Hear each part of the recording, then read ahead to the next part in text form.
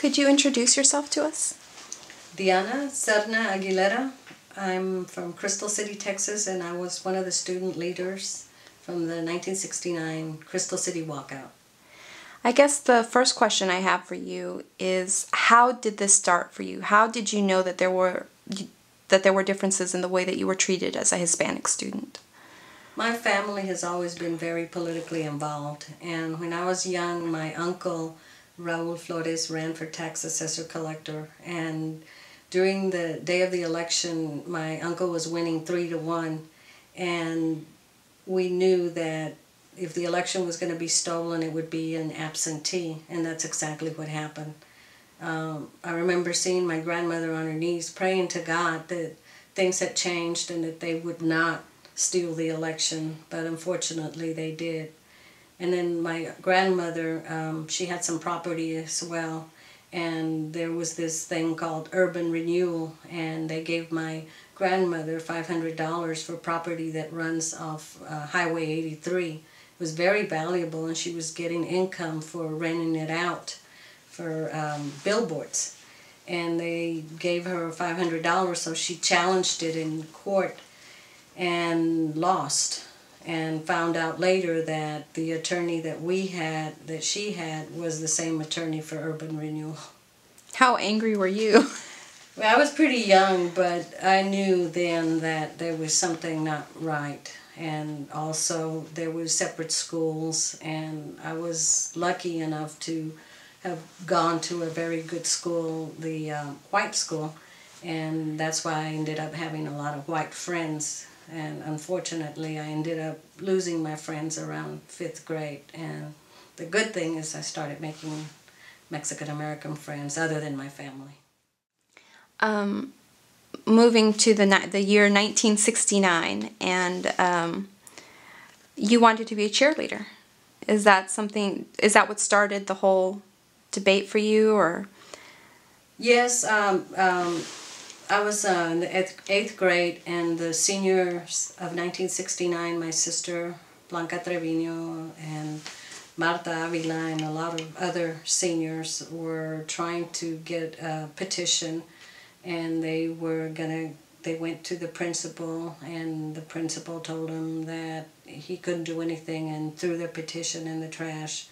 And the petition was very simple. It just said that we wanted student elections because usually the most beautiful, most handsome was selected by somebody like Glenn Campbell. And so that was one of the main reasons that my sister was involved, is because of the cheerleader, where only 1 out of 4 could be Hispanic, even though we were at least 85% of the population. And being a kid, in my opinion, I think every little girl in the 70s wanted to be a cheerleader. But we already knew that we couldn't. So if there was already a Hispanic cheerleader, then we couldn't run. Or you could run, but you weren't going to win. You had to wait until that particular person graduated. So what steps did you take before you even got to the walkout? Did you speak to the administration? What did you do to try to get this changed? We went through the chain of command because we wanted peaceful. We wanted to do it the American way and go up the chain of command. They went to and I was with my sister most of the time because I was her chaperone. I was her younger sister, and I went everywhere she went. So that really helped me to get involved.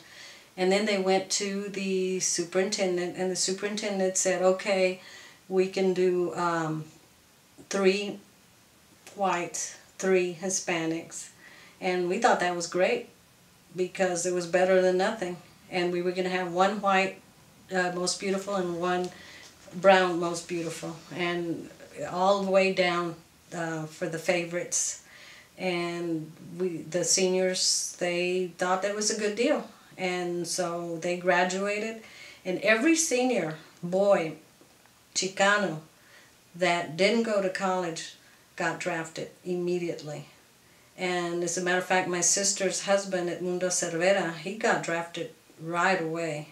And 2 classmates of theirs, Armando Luna and David Montoya, got killed at Vietnam. And you're talking about a small class, because Crystal City is about 9,000 people. And you had all the Chicanos in Vietnam, especially the class of 1969. And they were drafted immediately. And I was kidding my brother-in-law about it, and he says, I knew I shouldn't have signed that petition. I just talked to him the other day, and yes, he says all his friends went to Vietnam, and they were in the front lines.